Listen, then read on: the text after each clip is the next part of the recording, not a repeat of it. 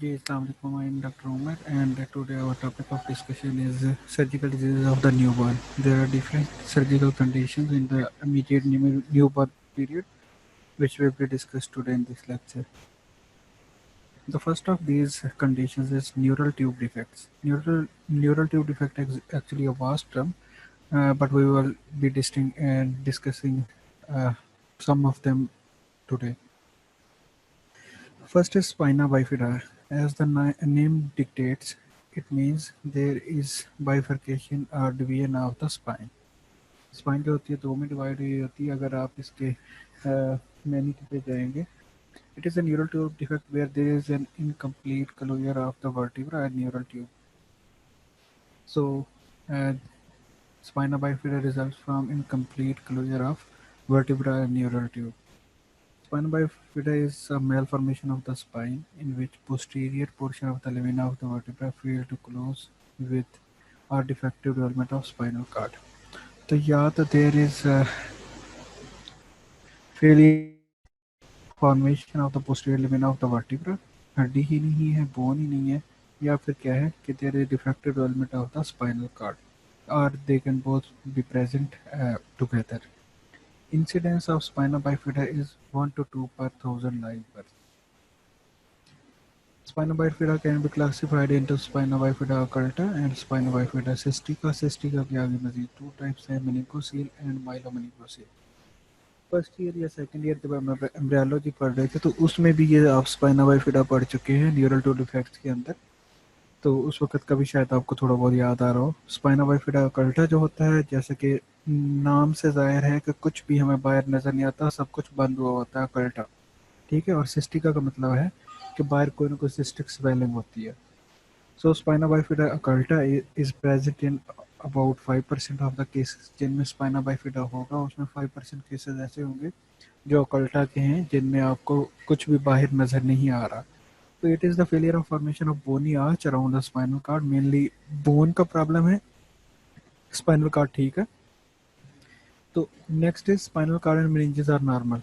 तो सिर्फ बोन का प्रॉब्लम है, इसलिए इसको कह दिया अकल्टा, स्पाइना बाइफिडा अकल्टा, जो हमें बाहर नजर नहीं आ रहा and it is not visible externally, जैसे कि अभी डिस्कस हुआ. And most of the patients are ये सिम्टोमेटिक, उनमें कोई सिम्टम्स नहीं आते, इन द लॉन्ग रन जाके आ सकते हैं, but initially there are no symptoms except for depression or a tuft of hair present on the back. Second is spina bifida cystica. There is defect in closure of the posterior vertebral arch with protrusion of spinal cord and meninges through the defect. तो पहला तो हमने पढ़ा है occulta में क्या है कि सिंपली बोनी डिफेक्ट है, लेकिन उसमें स्पाइनल कार्ड और meninges जो होते हैं बाहर नहीं आते. लेकिन सिस्टिका में क्या है कि आपका स्पाइनल कार्ड और meninges जो होता है वो बाहर आ सकता है, या सिर्फ meninges आ सकती है या दोनों स्पाइनल कार्ड और meninges आ सकती हैं. पहले हमने डिस्कस किया है कि दो टाइप्स होती हैं सिस्टिका की, मेनिंगोसील एंड माइलो मेनिंगोसील. माइलो का अभी मैं आपको बताता हूँ. पहला हम मेनिंगोसील डिस्कस कर रहे हैं. इसका मतलब क्या होता है कि मेनिंगो का मतलब है कि मेनिंजेस से related, cele is a swelling, cystic swelling. तो मेनिंगोसील है कि ऐसी चीज़ जिसमें मेनिंजेस आई हुई हैं. It is a sac like herniation through the bony malformation containing meninges and CSF. CSF क्योंकि अंदर ही होता है, meninges के अंदर होता है, तो CSF भी होगा और meninges होंगी.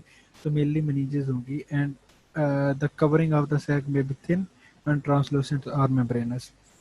जब आप बैक पे जैसे स्वेलिंग होगी मेनिंगो सील की, तो उसमें क्या होगा कि सिंपल एक थिन सी कवरिंग होगी उसके ऊपर, और अंदर आपको फ्लूइड मिलेगा जो कि CSF होगा, और बाकी meninges की लेयर्स होंगी. लेकिन जो माइलो मेनिंगोसील है, माइलो है फॉर न्यूरल टिश्यू. ठीक है. तो उसमें जब स्पाइनल कार्ड भी आ जाएगा along with CSF and meninges, then it is called Milo मेनिंगोसील.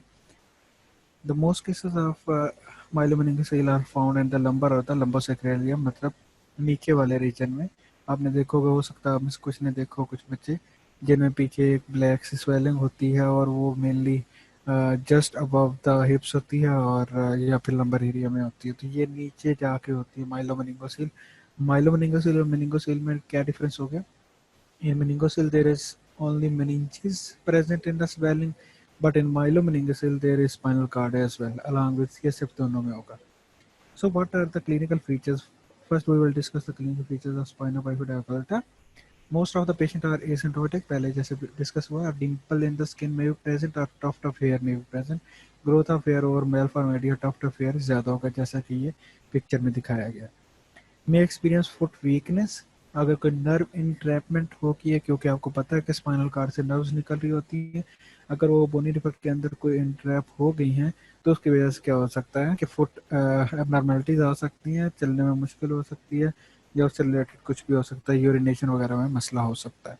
Disturbance in bladder and bowel sphincter can be there, वही बात के यूरिनेशन में या डेफिकेशन में प्रॉब्लम हो सकता है because of the spinal nerves entrapment। Second is the clinical features of spinal bifida cystica, जिसमें पहला मेनिंगोसील है। It is a visible cystic defect at the back, sac contains meninges and CSF, पहले ये बात हो चुकी है। Weakness of the legs will be there, क्योंकि इसके अंदर जब meninges गई हैं तो इसके अंदर ज़्यादा चांस है कि आपका कोई ना कोई नर्व के साथ अफेक्टेड हो। Lack of sphincter control will be there, तो जो बच्चे मेनिंगोसील के होते हैं उनमें लैक ऑफ स्फिंक्टर कंट्रोल होगा, ड्रिबलिंग ऑफ यूरिन होती रहेगी, हर वक्त यूरिन निकलता रहेगा, जैसे ही ऊपर से आएगा स्फिंक्टर कंट्रोल नहीं होगा तो ब्लैडर से फौरन निकल जाएगा। ठीक है, तो there is no dry period between, there is no dry period, हर वक्त बच्चा जो है वेट रहेगा क्योंकि स्फिंक्टर कंट्रोल नहीं होगा। Bowel and bladder may or may not be affected. UTIs will be there. Skeletal abnormalities can be associated with this meningocele, and developmental delays can be there, क्योंकि meningocele hydrocephalus के साथ भी associated हो सकती है, and in that case उसको कहते हैं arnold कैरी malformation। जब हाइड्रोसेफलस और मेनिंगोसील इकट्ठे आ जाते हैं तो उसे आर्नोल्ड कैरी malformation कहते हैं। तो ये सारा जो है वो डेवलपमेंटल डिले की तरफ लेके जा सकता है। डायग्नोस्टिक एवेल्यूएशन क्या करेंगे, सबसे पहले तो हम प्री नेटल डायग्नोसिस कर सकते हैं। For that ultrasound will be done pre neatly, उसमें हमें मिल सकता है न्यूरल डिफेक्ट मिल सकते हैं। Fetal MRI can be done and amniocentesis can be done. Amniocentesis में हमें अल्फा फिटोप्रीन देखेंगे वो ज़्यादा होगा तो उसका मतलब है कि आपके पास न्यूरल डिफेक्ट के चांस हैं। बर्थ के बाद आप क्या करेंगे, एक तो एग्जामिनेशन पे आपको सैक मिलेगी एट द बैक, और फिर आप CT और MRI करेंगे for to see any spinal cord in the in the swelling. तो कंटेंट्स देखने के लिए तो और बोनी डिफॉर्मिटीज देखने के लिए किस हद तक हैं तो आप CT या MRI के लिए जाएंगे। प्री नेटली आप अल्ट्रासाउंड कराओगे, फिर MRI कराओगे और एमनिसोटेसिस कराओगे। पोस्ट नेटली एक तो आप एग्जामिनेशन करोगे, दूसरा आप न्यूरो इमेजिंग पे जाओगे जो कि CT और MRI है। मैनेजमेंट क्या करेंगे, जो स्पाइना बाइफिडा अकल्टा है बिकॉज इट इज़ एसिम्प्टोमेटिक, तो उसमें किसी ट्रीटमेंट की ज़रूरत नहीं होती, अगर सिम्टम्स आ जाए तो भी सिम्टोमेटिक ही ट्रीट करेंगे। But in case the spina bifida cystica, उसमें आपको सर्जरी करनी पड़ती है, and that is laminectomy and closure of the defect और removal of the sac is done within 24 to 48 hours. तो ये जल्दी ही करना होता है, लेकिन अगर बच्चे का वेट अच्छा नहीं है, बच्चा लो बर्थ वेट है, तो फिर हमें वेट करना पड़ता है बिकॉज एनेस्थीसिया देना होता है for closure of the defect. तो अगर वेट कम होगा तो एनेस्थीसिया के कॉम्प्लिकेशन आने के चांस ज़्यादा हो जाते हैं। ये सर्जरी दिखाई गई है उसकी, जिसमें उसको क्लोज किया गया, मुख्तलिफ स्टेजेस दिखाई गई हैं। नर्सिंग मैनेजमेंट के जनरल मैनेजमेंट भी इसको कह सकते हैं। इसमें prevention of injury to the sac, prevention of skin breakdown, क्योंकि स्किन ब्रेकडाउन होगी तो फिर CSF अंदर होता है, CSF is also present in the brain. तो वो सारा जब आपका स्पाइनल कार्ड और ब्रेन के दरमियान कनेक्शन बन जाएगा तो कोई भी इन्फेक्शन वहाँ से असेंड हो सकता है towards the CNS leading to meningitis, जो कि खतरनाक कंडीशन है। Prevention of infection, providing adequate nutrition, preventing UTIs, parent education and sport to reduce the parents' anxiety। Prognosis, इससे पहले एक और मैनेजमेंट में अहम पॉइंट है, जो भी बच्चे न्यूरल टू डिफेक्ट के साथ आएंगे उनकी मदर की भी आपने ट्रीटमेंट करना होता है, बिकॉज ये neural tube defects are mostly because of folic acid deficiency. तो किन मदर्स का एक बच्चा अगर न्यूरल टू डिफेक्ट के साथ आ गया तो उनमें फिर आपने फोलिक एसिड देना होता है बिफोर द नेक्स्ट प्रेगनेंसी। आपने 4 mg पर डे उनको कंटिन्यूसली देना होता है, और जब प्रेगनेंसी हो जाए फिर 1 mg पर केजी उस 1 mg पर डे उसको देना होता है थ्रू आउट द प्रेगनेंसी। तो मदर की मैनेजमेंट भी करनी है, काउंसलिंग के साथ मदर की मैनेजमेंट भी करनी है। Prognosis of meningomyelocele can be surgically corrected in most of the cases. Length of the life is not affected. Quality of life can be improved, can cause lower limb deformities और weakness. जब आप surgery करते हैं तो surgery करते हुए भी आप नर्व्स जो हैं उनको डैमेज कर सकते हैं, leading to the lower limb weakness. We have seen such patients जो पहले सर्जरी से पहले मूवमेंट ठीक थी उनके लोअर लिम्स की, लेकिन सर्जरी के बाद उनको लोअर लिम्ब जो है वो वीक हो गए because of the complication of the surgery. This was the neural tube effect. Next is cleft lip and cleft palate. Cleft का मतलब होता है गैप, ठीक है। ये आपको दिखाया cleft, bilateral cleft lip and palate, जिसमें पैलेट भी इन्वॉल्व है और लिप भी इन्वॉल्व है। सेकेंड इज यूनिलेटरल क्लेफ्ट और lip palate. Cleft of lip and palate भी यूनिलेटरल है। And there is bifidial. Classification can be done. Class one is soft palate only involve. आपको पता है कि अंदर जब आप माउथ के अंदर जाते हैं एक हार्ड पैलेट है, पीछे सॉफ्ट पैलेट है। अगर सिर्फ सॉफ्ट पैलेट इन्वॉल्व है तो क्लास वन होगी, हार्ड एंड सॉफ्ट पैलेट। अगर दोनों इन्वॉल्व हैं तो फिर क्लास टू है, complete unilateral of soft hard and lip palate भी अगर आ गया तो फिर थ्री हो गया। अगर बाईलेटरल है तो फिर फोर है। तो फोर क्लासेस हैं। फर्स्ट में only soft palate is involve, second में soft and hard palate both are involve, three में आपका यूनिलेटरल हो गया अलॉन्ग में including soft hard palate and lip, and fourth में बाईलेटरल होगा।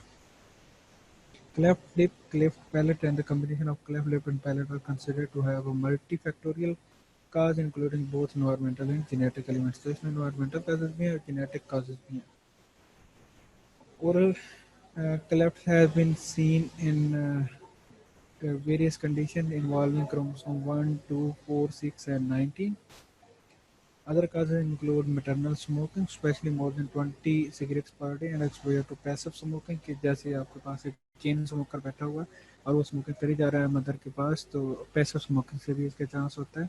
Drugs which can cause cleft and lip palate include phenytoin and warfarin, ethanol, maternal folic acid deficiency, जो भी हमने न्यूरोटल इफेक्ट में पढ़ी है, injection of large quantities of vitamin A. तो vitamin ए इसलिए टेरेक्टोजेनिक होता है प्रेगनेंसी से पहले, जस्ट पहले और प्रेगनेंसी के दौरान ये विटामिन ए इसलिए यूज नहीं करते। Method of transmission of cleft and lip कैसे हो गए? One of the parent has a cleft lip, his or her child faces a risk of 20%. If there is one child with, ये parent की पहले बात हुई, अगर एक पेरेंट अफेक्टेड होगा, अगर मदर है या फादर है, तो 20% चांस होंगे तो उसके बच्चे में भी क्लेफ्ट या लिप पैलेट हो। अगर एक बच्चा अफेक्टेड है विद क्लेफ्ट लिप तो उसके सेकंड जो बच्चा आएगा नेक्स्ट वाला उसमें 40% चांस होगा। Non cleft parent with cleft lip faces a risk of 4% of the following child.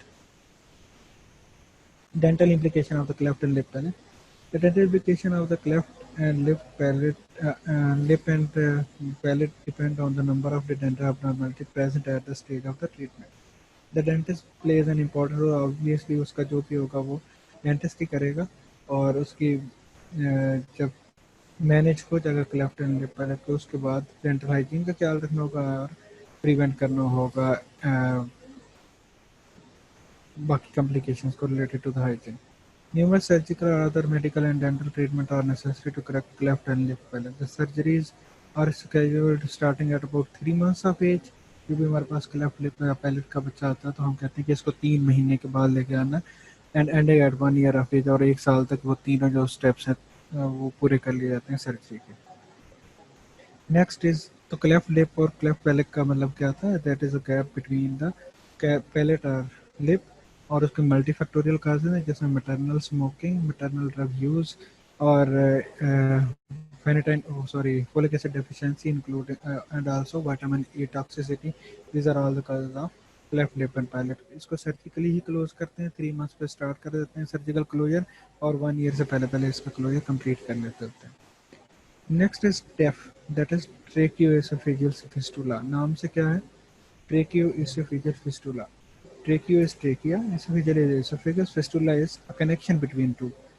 Normally क्या होता है कि आपका जो ट्रेकिया होता है आगे पड़ा होता है, एसोफेगस पीछे पड़ा हुआ होता है, लेकिन इसमें क्या होगा, और इनमें कोई कनेक्शन नहीं होता, लेकिन ट्रेकियोएसोफेजियल फिस्टुला में क्या होगा कि दरमियान में एक कनेक्शन होगा। वो कनेक्शन ऊपर भी हो सकता है, नीचे भी हो सकता है, दरमियान में भी हो सकता है, और हर लेवल डिफरेंट लेवल पे डिफरेंट उसकी साइन सिम्टम्स या क्लिनिकल फीचर्स आएंगे। So what is a tracheoesophageal fistula? Tracheoesophageal fistula is congenital disease, it is acquired communication between the trachea and the esophagus. Most of the patients with tracheal fistula are diagnosed immediately following after birth. Therefore, often associated with life-threatening complication.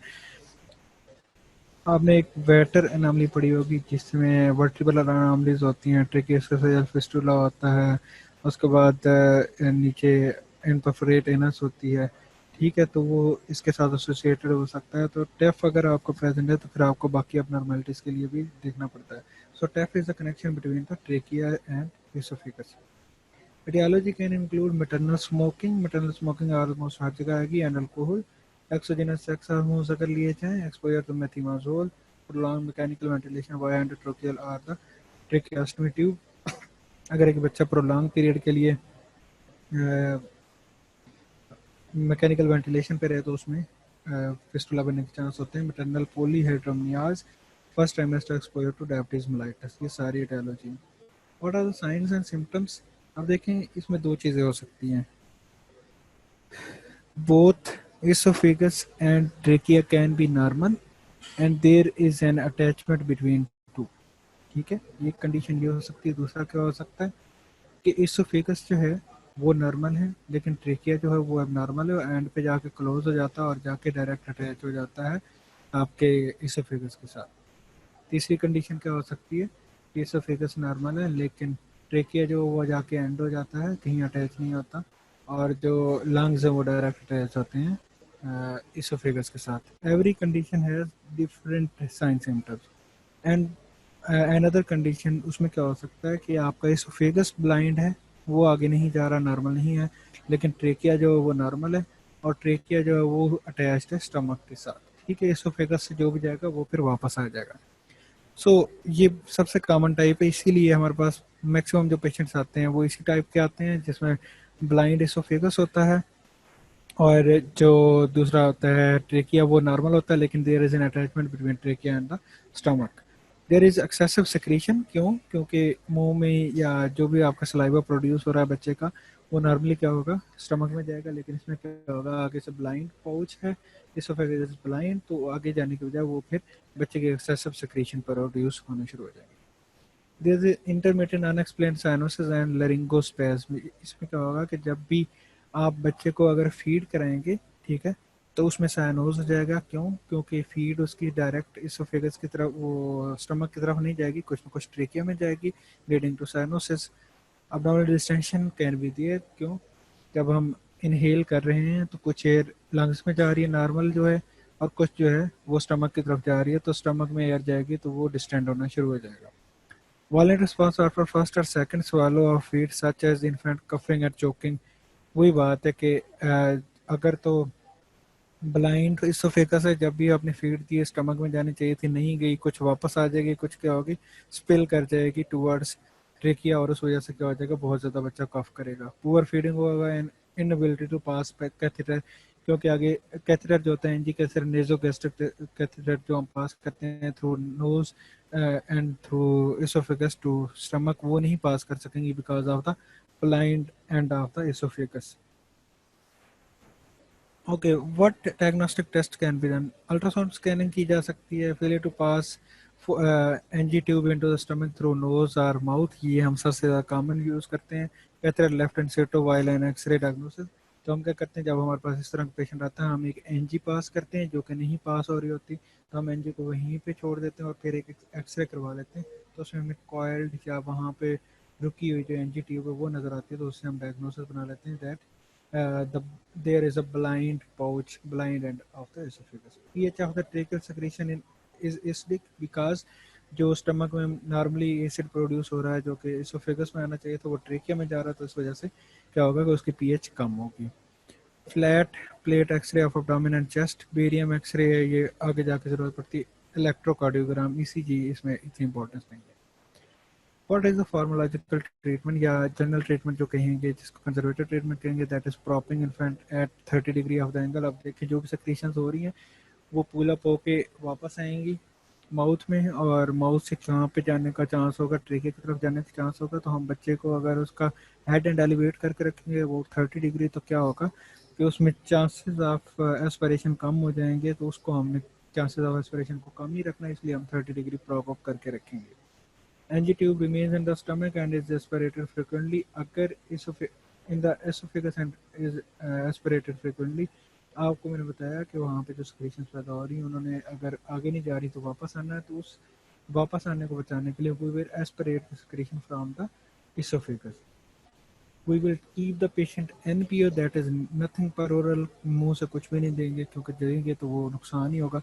Supportive therapy including nutritional requirement through IV fluids देंगे, antibiotics to control infection, respiratory support if needed and maintaining neutral environment.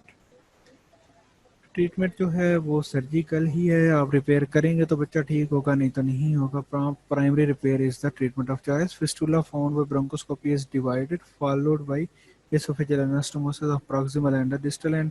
Fistula को दरम्यान में काट देंगे, उसको बंद कर देंगे, जो एसोफेगस का ब्लाइंड एंड होगा उसको इलांगेट करके नीचे स्टमक के साथ पैच कर देंगे, बात खत्म हो जाएगी.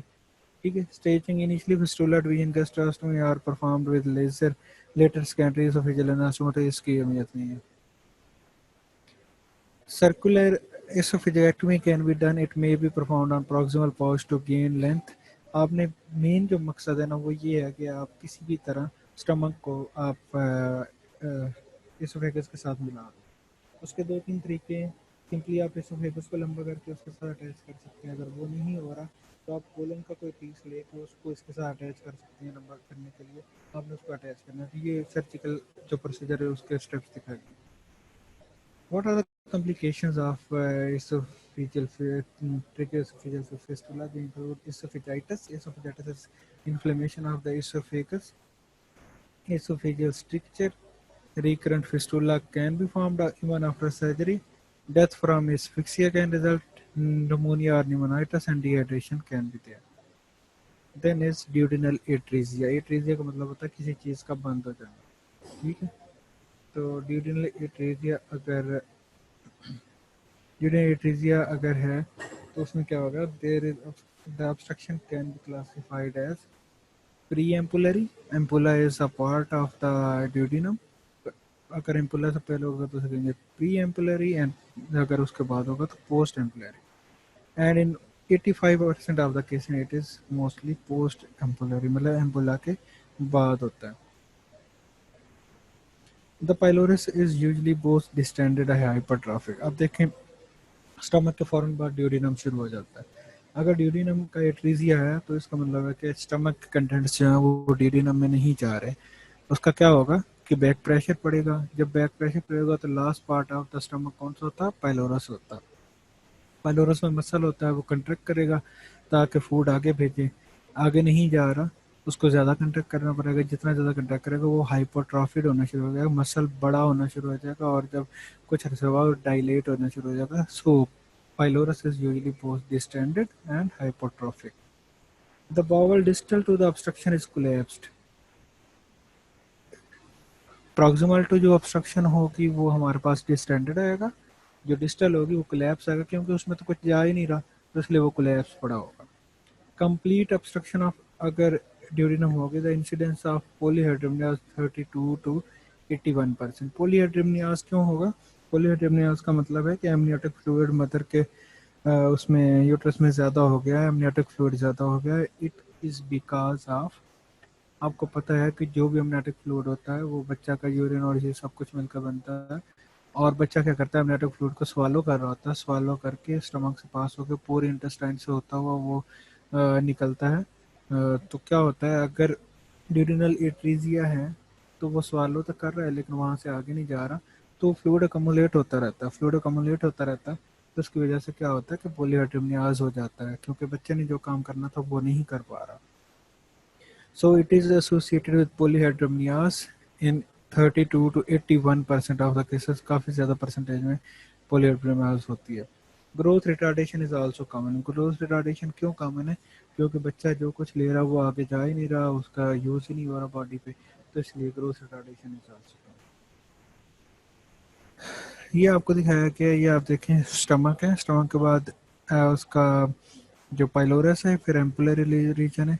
उसमें देखें जहाँ पे ऑब्स्ट्रक्शन है उससे आगे वाली गट जो कोलैप्स पड़ी हुई है, उसके प्रॉक्सिमल जो है वो डिस्टेंडेड पड़ी हुई है. ठीक है. डायग्नोसिस कैसे करेंगे? मदर से जब हिस्ट्री लेंगे, बर्थ हिस्ट्री, उसमें होगा हिस्ट्री ऑफ पॉलीहाइड्रोमियाज, जो हमने अभी डिस्कस किया है कि 32 to 81% केसेस में पॉलीहाइड्रोमियाज होगा। Prenatal ultrasound can detect double bubble appearance, उसमें आ सकती है in 44% of the cases. Most cases of duodenal atresia are detected at between 7 and 18 months of gestation, 7 and 8 months of gestation। तो pre neatly आप ये detect कर सकते होते हैं। The presentation of neonatal varies depending upon the obstruction is complete और incomplete. अगर complete होगी तो वॉमिटिंग के साथ आएगा, इनकम्प्लीट होगी तो हो सकता है बच्चा कुछ अर्सा नॉर्मल रहे। The location of the ampulla Vater in relation to the obstruction, के एम्पुला कहाँ पर प्रेजेंट है। अगर वो प्री एम्पुलरी है तो और रहेगी, उसमें बाइल नहीं होगी। पोस्ट एम्पुलरी है तो उसमें बाइल होगी, क्योंकि आपको पता है कि जो बाइल डक्ट होती है वो ampullary region of the duodenum में आगे खुलती है, और बाइल जो होती है वो ग्रीनिश कलर्ड होती है। तो अगर पोस्ट एम्पुलरी है तो उसमें जब बच्चा वॉमिटिंग करेगा तो वो बाइल स्टेन्ड होगी, ग्रीनिश सी होगी, और अगर प्री एम्पुलरी है तो उसमें जो वो वॉमिटिंग करेगा वो बाइल स्टेन्ड नहीं होगी। Classic presentation is bilious emesis. Bile वाली वॉमिटिंग करेगा, क्यों? हमने पहले पढ़ा कि 85% केसेस में जो होता है वो फिर जो एट्रीजिया है दैट इज पोस्ट एम्पुलरी। तो मैंने अभी बताया कि एम्पुला में आके आपके पास डक्ट खुलती है, बाइल डक्ट। तो अगर वो पोस्ट एम्पुलरी है तो बाइल जो है वो वापस आएगा with emesis leading to the bilious emesis within the first hour of life in otherwise stable infant। 10% cases में नॉन बिलियस होगी। नॉन बिलियस क्यों होगी? क्योंकि उसमें प्री एम्पुलरी होगा, एम्पुला में एम्पुला बाद में पड़ा हुआ है, पहले ही ऑब्स्ट्रक्शन आ गई है, तो बाइल ऑब्स्ट्रक्शन के बाद आ रही है, तो ऑब्स्ट्रक्शन से पहले वाले कंटेंट्स में बाइल नहीं होगी, तो इसलिए नॉन बिलियस वॉमिटिंग हो जाएगी। अब्डोमिनल डिस्टेंशन मे और मे नॉट बी प्रेजेंट। अगर तो आपके पास पोस्ट एम्पुलरी होगा तो थोड़ा सा चांस हो जाएगा, लेकिन अगर प्री है तो फिर नहीं होगा। अब्डोमिन स्केफाइड होगा, वो किस वजह से होगा कि पूरी गट जो है वो बिल्कुल कोलैप्स पड़ी हुई है, तो अब्डोमिन साथ लगा हुआ होगा, क्योंकि जो डिस्टेंशन होती है अब्डोमिनल वो गट की डिस्टेंशन की वजह से होती है। जब वही आपके पास कोलैप्स पड़ी है तो इसलिए अब्डोमिन भी जो है वो स्केफाइड हो जाएगा। Aspiration via nasogastric tube of more than 20 ml उसमें आ सकती है। जब आप एक्सरे करेंगे the diagnostic radiographic presentation upright abdominal x-ray, जिसको हम इरेक्ट एक्सरे कहते हैं, उसमें डबल बबल साइन होगा with no distal bowel gas. Double bubble sign अभी वो डिस्कस करते हैं आगे। The proximal left sided bubble जो है वो air and fluid filled stomach होगा।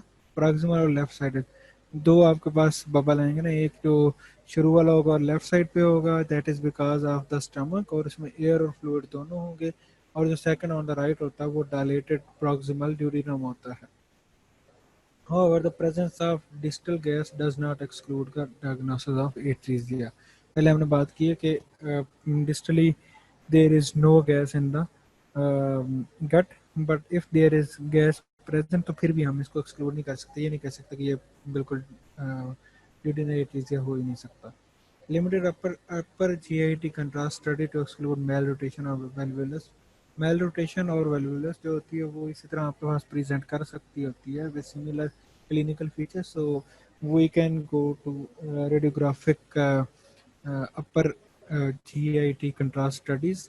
तो उसमें हम malrotation और valvulus को रूल आउट कर लेंगे। तो वो मेनली क्या है, एक एसोसिएटेड डायग्नोसिस या डिफरेंशियल डायग्नोसिस को रूल आउट करने के लिए हम करेंगे। This is ultrasonic evidence of double bubble appearance, जो कि हमारे पास आएगी प्रीनेटली। ये नीचे भी लिखा फिर अल्ट्रासाउंड में डबल बबल साइन, वो भी डबल बबल उसी वजह से जो पहले हमने डिस्कस किया है। यहाँ भी आपके पास डबल बबल आ रहा है, ये आपको लेफ्ट साइड पे जो मिल रहा है स्टमक की वजह से, और जो राइट साइड पे आ रहा है वो आपके ड्यूरिनम प्रॉक्सिमल ड्यूरिनम जो है वो है। इधर आप जब देखेंगे ये कंट्रास्ट स्टडी है, उसमें भी डायलेटेड स्टमक और dilated proximal part of the duodenum में। So what is the treatment? सबसे पहले हम सर्जरी को डिस्कस करते हैं। Surgical correction of duodenal obstruction is not urgent, लेकिन उसमें होता है various techniques are use. Side to side duodenostomy होती है। ड्यूरिनोस्टमी उसमें क्या होता है कि ड्यूरिनम को ड्यूरिनम के साथ ही मिला देते हैं, वहाँ से आगे चलते हुए ड्यूरिनोस्टमी ही करनी है। To do the procedure of choice is either laparoscopic और ओपन ड्यूरिनोस्टमी। क्या करते हैं कि ड्यूरिनम को जो उसका कोलैप्स पार्ट होता है, जो ऑब्स्ट्रक्टेड पार्ट होता है, उसको आप बाईपास कर देते हो और प्रॉक्सिमल और डिस्टल पार्ट को आपस में मिला देते हो। ये सर्जिकल टेक्निक उन्होंने दिखाई हुई है। Long side to side duodenostomy इसको छोड़ें। Duodenostomy can be gastroduodenostomy can be done. High incidence of marginal ulceration होता है। इसमें क्या है कि आप जब ड्यूडिनम को ड्यूडिनम के साथ नहीं मिला सकते थे किसी वजह से, if all the duodenum is involve और ड्यूडिनम जो है ट्रिटिक होती है, तो आप डायरेक्ट ड्यूडिनम को स्टमक के साथ मिला देते हो, दैट इज कॉल्ड गैस्ट्रोजेजुनोस्टमी। और इवन ड्यूडिनोजेजुनोस्टमी भी आपको करनी पड़ सकती है, जिसमें ये होता है कि आपका जो ड्यूडिनम है वो एंड वाला ख़राब है, आप सारी ड्यूडिनम निकाल के फेंक देते हो और जो ड्यूडिनम का प्रॉक्सिमल पार्ट है उसको आप डायरेक्टली अनस्टमोज कर देते हो with the jejunum. Malnutrition should be evaluated because it can occur in association with congenital duodenal obstruction in up to 30% of the patient। जो हमने पहले बात की है कि हम कंट्रास्ट स्टडीज करेंगे to rule out malrotation, क्योंकि वो 30% of the cases of duodenal atresia में प्रेजेंट हो सकती है। Insufficient length of duodenum district so it is mobilized to allow for इसको छोड़ें। अच्छा, एनास्टोमोसिस देन फैशन देखिए असल में सर्जिकल है, इसको हम छोड़ रहे हैं। Standard laparoscopic approach is patient should be spine, abdomen is inflated through insufflated through the umbilicus. So the main treatment was duodenostomy। ये आपको दिखाया गया है।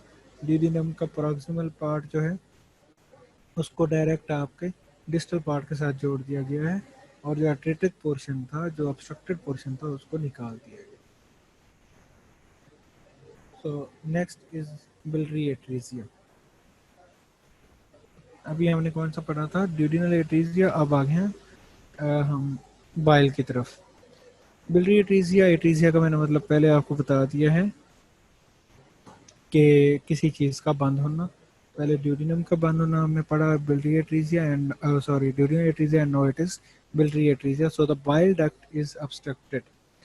So it is biliary atresia is also known as progressive obliterative cholangiography। Biliary atresia causes a progressive damage of the extrahepatic and intrahepatic bile ducts with cholestasis because of obstructive cholangiography, secondary inflammation leading to fibrosis, and if not recognized, it leads to biliary cirrhosis। क्या होता है कि जब आपके बिलरी bile duct जो है, आपको पता है कि लिवर में जो बाइल होता है आपके उसमें गल ब्लैडर में, वो लिवर के हेपेटिक डक्ट और बाइल डक्ट मिल के कॉमन बाइल डक्ट एंड में आके एम्पुला ऑफ वाटर में खुल जाती है, जिसकी अभी हमने डिस्कशन की थी कि उसमें आके बाइल गिरता है।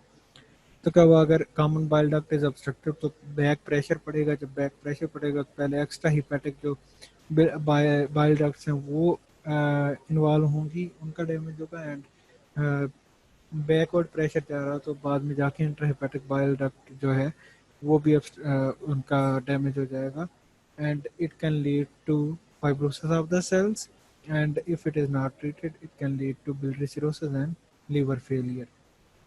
तो इसको जल्दी ट्रीट करना होता है विद इन 8 वीक्स। आप अगर इस पेशेंट को ट्रीट कर लोगे तो वो बच सकता है, नहीं तो उसका लिवर ट्रांसप्लांट के अलावा कोई और तरीका नहीं होता। The incidence is 1 in 10,000 to 1 in 15,000 live births। Biliary atresia affects girls more than boys। What is the etiology of the biliary atresia? It is the exact cause is always unknown। जो factors associated होते हैं उसमें रेओवायरस 3 infection, congenital malformation, congenital cytomegalovirus infection, autoimmunity can be there, possible association with the gene GPC1, identification of active and progressive inflammation and destruction of the biliary system। What are the types of biliary atresia? Clinical biliary atresia occur in two distinct forms, the fetal जिसको embryonic form कहते हैं और postnatal form। जो fetal form होती है it appears in the first 2 weeks of life and it affects mainly 10 to 20% of the cases and is associated with congenital defects। The postnatal form appears in neonates and infants between 2 to 8 weeks। Progressive inflammation or obliteration of the extrahepatic bile ducts occur after birth, not associated with congenital anomalies। Infants may have a short jaundice free interval। शुरू में तकरीबन 2 हफ्ते वो हो सकता है normal रहे और उसके बाद उनमें सिम्टम आना स्टार्ट हो जाते हैं। Type 1 is atresia of the common bile duct. Type 1 में आप देखें ये आप देख रहे हैं एक साइड पे आपका पेंक्रिया वो गॉल ब्लैडर पड़ा हुआ है, ऊपर से लिवर है, लिवर से हेपेटिक डक्ट निकल रही है, इससे बाइल डक्ट आ रही है, गॉल ब्लैडर से दोनों में काउंट बाइल डक्ट आते हैं जो नीचे आके बिलियरी वो उसमें ड्यूटीनम में खुल रहा है। तो टाइप 1 में मेनली आपका कॉमन बाइल डक्ट इन्वॉल्व होगा। टाइप 2A जो है उसमें common hepatic duct is involve. Type 2B में कौन सा होगा? It is of the common bile duct, cystic duct and the common hepatic duct. Type 3 matrices of common bile duct, cystic duct and hepatic duct up to the porta hepatis, which is the subtype present in over 90% of biliary atresia. तो type 3 जो है वो most common होती है biliary atresia की। What are the associated anomalies which can be present in patients of biliary atresia? जैसा कि हमने कहा है कि there can be associated anomalies in 10 to 20% of the cases of biliary atresia. So there can be polycythemia syndrome, which includes cardiac malformation, polycythemia, spleen एक से ज़्यादा होंगे, साइटस इन्वर्सस, लिवर स्प्लीन की जो साइट है वो डिफरेंट होगी। जैसे लिवर अगर राइट साइड पे नॉर्मली है और स्प्लीन लेफ्ट साइड पे, तो ये दोनों डिफरेंट साइड्स पे होंगे। जैसे स्प्लीन लेफ्ट पे राइट पे आ गया है और जो लिवर है वो लेफ्ट पे चला गया। Absent vena cava can be there, अब pre duodenal portal vein, bilobe symmetric liver और बाइलोब लंग्स हो सकते हैं। Clinical features, infants with biliary atresia are typically full term, आमतौर पे ये फुल टर्म पैदा होते हैं, पूरे दिनों पैदा हुए होते हैं। Symptoms are seen usually between 1 and 6 week of life, जैसे हमने पहले पढ़ा कि आमतौर पर 2 वीक्स के लिए बच्चे जो है वो नॉर्मल रहते हैं पोस्ट नेटल फॉर्म में। Conjugated jaundice is which is prolong, conjugated hyperbilirubinemia होगा, इनमें जॉन्डिस होगा। जब आप जॉन्डिस के लिए बिलिरुबिन लेवल कराओगे तो वो इंक्रीज होगा और उसमें जो कंजुगेटेड बिलिरुबिन वो ज़्यादा होगा, क्योंकि कंजुगेशन लिवर में होती है, कंजुगेशन हो चुकी हुई है and defect is in the post hepatic region, जो कि लिवर के बाद का area which is bile duct, उसमें है। तो इसकी वजह से कंजुगेटेड हाइपरबिलिरुबिनीमिया हो जाएगा। Dark urine because of the bilirubin in the urine, clear coloured stool because of absence of stercobilin. क्या होता है कि जो नॉर्मल स्टूल कलर होता है which is yellowish, that is because of the bile. और अगर आपके पास बाइल जा ही नहीं रहा इंटेस्टाइन में because of the obstructed bile duct, तो उसकी वजह से क्या होगा कि जो स्टूल का कलर है वो क्ले कलर्ड हो जाएगा, मिट्टी के कलर का या सफ़ेद रंग के पखाने जिसे हम नॉर्मल कहते हैं वो हो जाएंगे। लिवर इन्वॉल्व हो रहा है देयर, तो उस वजह से विटामिन के डेफिशिएंसी होगी। इनको एलोपैथी कैन भी देयर, जैसे हमने पहले भी एक दफ़ा डिस्कस किया गया था कि प्रोथ्रोम्बिन जो होता है प्रोथ्रोम्बिन टाइम वो इंक्रीज हो जाएगा because prothrombin is produce by the liver, और लिवर जब काम नहीं कर रहा तो उसकी वजह से उनको एलोपैथी हो जाएगी। एंटीनेटली डिटेक्टेड सब हेपेटिक सिस्ट सिरोसिस, और उसके बाद लिवर फेलियर हो सकता है।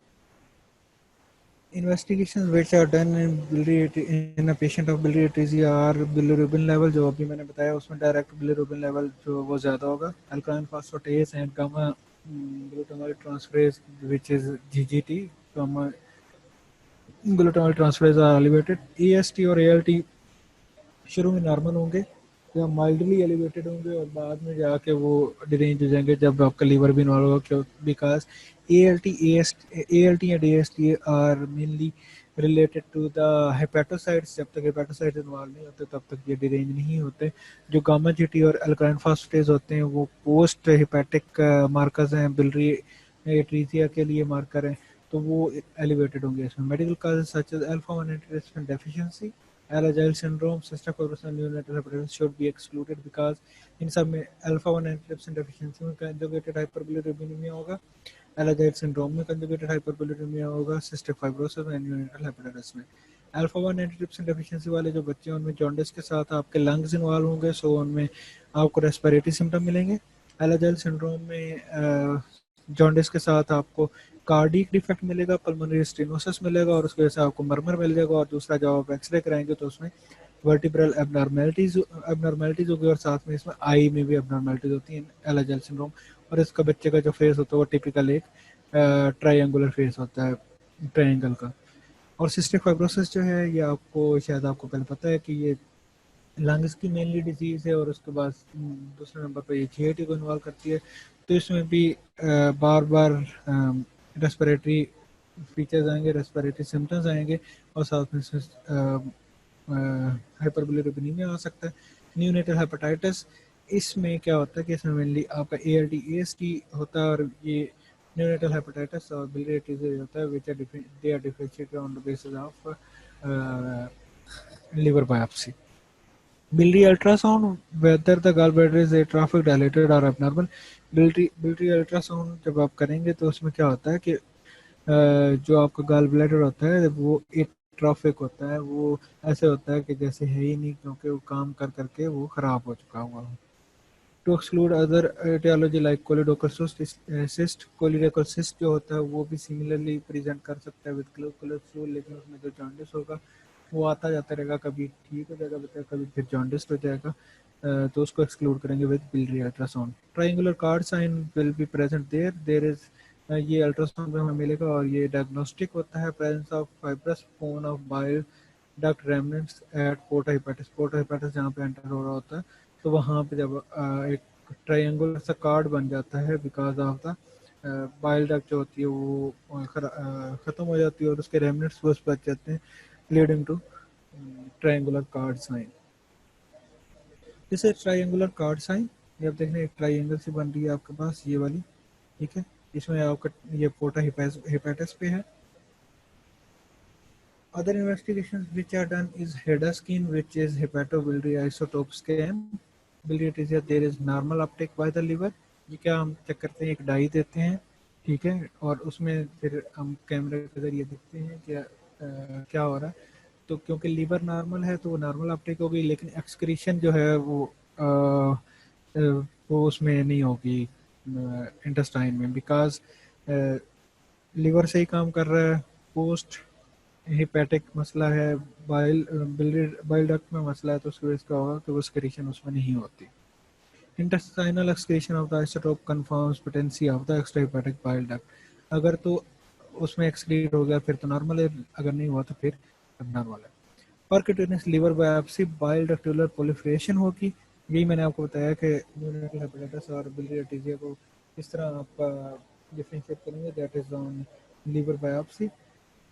In liver biopsy, in case of biliary atresia, there will be bile ductular proliferation, bile duct plugs, inflammatory cell infiltrates, hepatocyte joint cell transformation. Intra operative cholangiography जो है ये, इससे आप डेफिनेट डायग्नोसिस बना सकते हैं. सो अगर आपका एमसीक्यू है और ये सारी इन्वेस्टिगेशन लिखी हुई हूँ और एमसीक्यू है कि हाउ विल यू डायग्नोज, ठीक है, what which of the following is the most definitive diagnostic test for the diagnosis of biliary atresia, तो उसमें आप क्या करोगे, इंट्रा ऑपरेटिव कोलिंजियोग्राम. ऑपरेशन के दौरान आप कोलिंजियोग्राम वो डाई दे के तो उसमें फिर वो करते हैं, तो उससे आपको सबसे ज़्यादा कंफर्म होगा कि वाकई बाइल डक्ट जो पेटेंट है क्या नहीं. ये इन्वेस्टिगेशन आपको हेडा स्कैन दिखाया गया है. This is intra operative cholangiogram. Biliary atresia treatment, इसमें हमेशा आपका जो है वो सर्जिकल ट्रीटमेंट ही होगा, and the surgery is called Kasai portoenterostomy. ठीक है, कसाई प्रोसीजर है. Once biliary atresia is suspected, surgical intervention in the form of intraoperative cholangiogram and Kasai portoenterostomy is indicated. Procedure is not usually curative, but ideally does buy time until a child can achieve growth and undergo liver transplantation. A considerable number of these patients, even if Kasai procedure has been successful, eventually go undergo to. ये कसाई जो procedure होता है इसमें क्या करते हैं कि आपका जो लीवर और इंटेस्टाइन के दरमियान एक पैसेज बना देते हैं जिसके जरिए ब्लड वो बाइल जाता रहे. अल्टीमेटली जो है वो फेलियर में जाते जाता है ये बच्चा, but Kasai procedure gives up some time ताकि हम जो है बच्चे को तैयार कर सकें for liver transplant. In the immediate post-operative period, methylprednisolone should be given for its anti-inflammatory and cholerectic effect.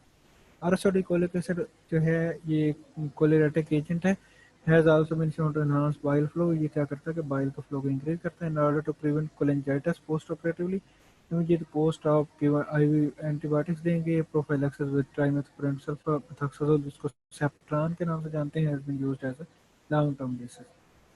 Outcome क्या होगा, prognosis good if operated before 2 months. हम जो कहते हैं 8 वीक्स के अंदर अंदर अगर बच्चा आ गया तो उसको हम बेहतर कर सकते हैं, नहीं तो नहीं।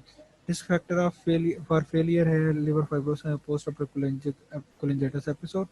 One third of the patient remains asymptomatic, उनमें ट्रांसप्लांट की जरूरत नहीं होती। One third patient have and never have bile flow and require early transplant. One third initially have good bile flow but subsequently develop cirrhosis. ये आपका surgery के बाद का कसाई प्रोसीजर के बाद वन थर्ड जो है ठीक रहेंगे, वन थर्ड जो है वो अर्ली ही ट्रांसप्लांट की जरूरत पड़े, तो वन थर्ड शुरू में ठीक होते हैं बाद में खराब हो जाते हैं। Without surgery or liver transplant life span is रफली 1.5 years. Death is due to liver failure, bleeding, respiratory disease and sepsis. जी, any questions? डिफरेंट टॉपिक से ज़्यादा थे, तो आपने जो भी जिस टॉपिक पे आपको कोई भी इसमें समझ नहीं आई चीज़, मैंने ट्राई की कि जल्दी जल्दी ख़त्म करेंगे, कोई टॉपिक ज़्यादा था, टाइम भी मैनेज करना था, तो इसके अगर कोई बात जो आप डिस्कस करना चाहते हो।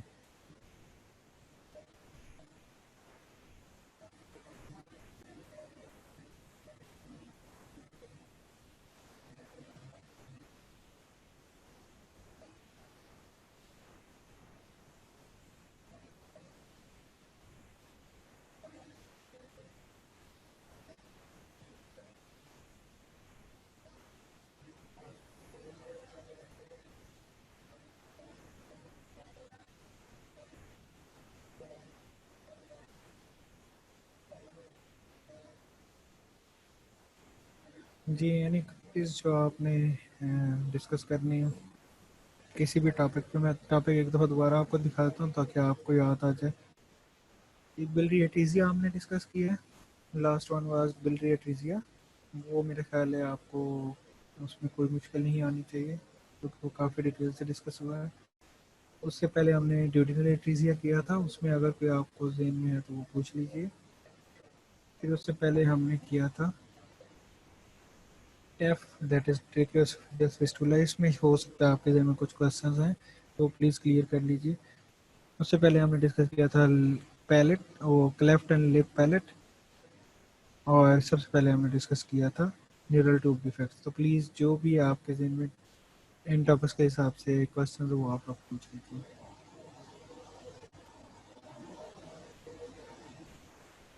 We started 5 minutes earlier than our allotted time, means 11:55 पे हमने लेक्चर स्टार्ट किया था, और मैंने जल्दी इसलिए किया कि हमारा लेक्चर कंप्लीट हो, सो दैट हमारे पास क्वेश्चन आंसर के लिए टाइम बच जाए। तो आप प्लीज़ पूछ लीजिए जो जो आपने पूछना है।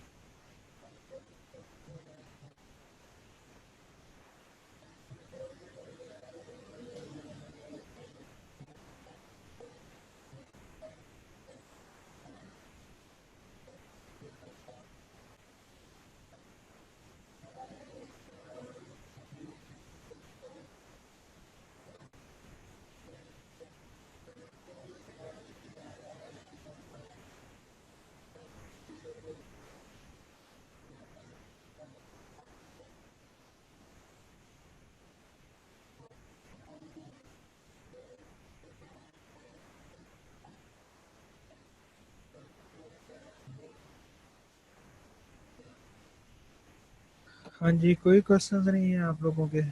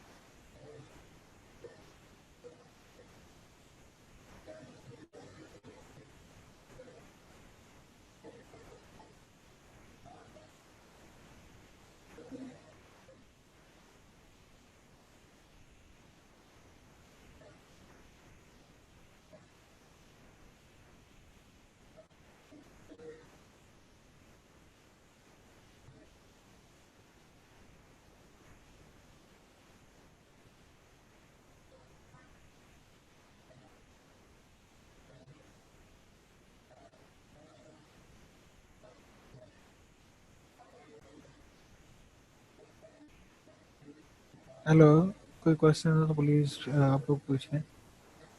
ये सर्जिकल जो कंडीशन होती हैं दे आर वेरी ट्रिकी। तो आपके दिन में जो भी अगर कुछ आ रहा तो वो अभी डिस्कस कर लें, अभी उसको क्लियर कर लें।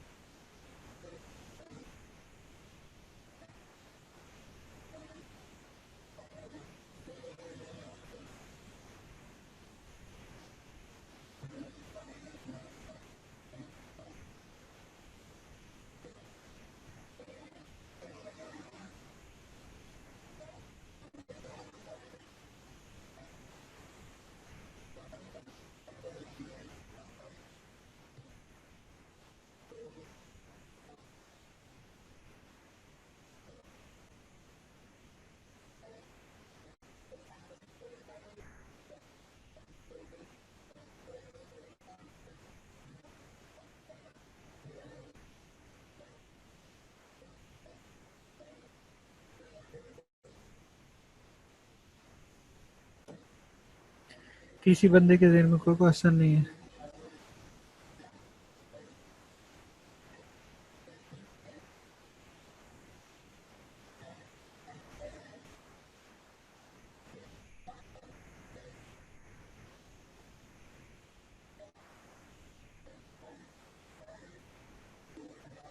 ओके, मैं क्वेश्चन करता हूँ। Is Hira star there?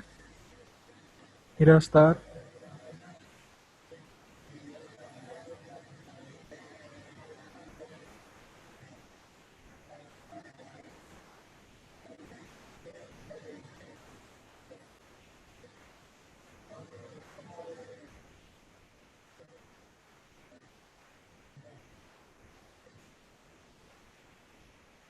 Prognosis of biliary atresia, ये हमने डिस्कस किया है। अगर तो बिलियरी एट्रीजिया आपने 8 वीक्स तक मैनेज कर लिया है, मैनेज का मतलब ये है कि अगर आपने उसको सर्जिकली करेक्ट कर दिया हुआ है जिसमें आपने कसाई प्रोसीजर करके, तो आप क्या करोगे उसका, अल्टीमेटली तो आपको लिवर ट्रांसप्लांट कराना ही पड़ेगा।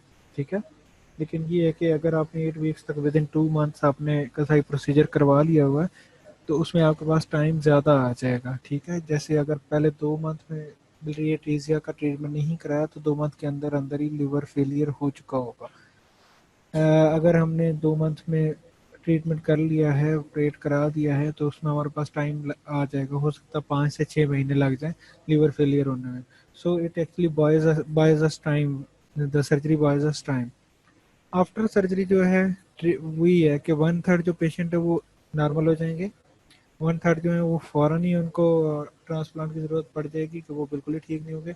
1/3 जो है इनिशियली ठीक रहेंगे और बाद में जाके ख़राब हो जाएंगे। तो मेनली क्या है कि 2/3 जो है उनको लिवर ट्रांसप्लांट चाहिएगा आफ्टर सर्जरी, और 1/3 जो है वो ठीक हो जाएगा। And life span is about 1.5 year, that is 19 months। Death is due to liver failure जो कि है, एंड लिवर फेलियर की वजह से सेकेंडरी आपके ब्लीडिंग एसोफेजियल वायरसेस बन जाएंगे, जो हमने पहले एक उसमें पढ़ा था लेक्चर में। जी।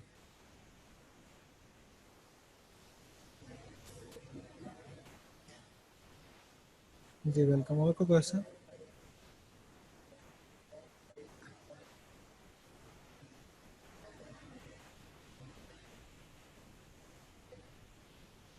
Anyone else having any queries?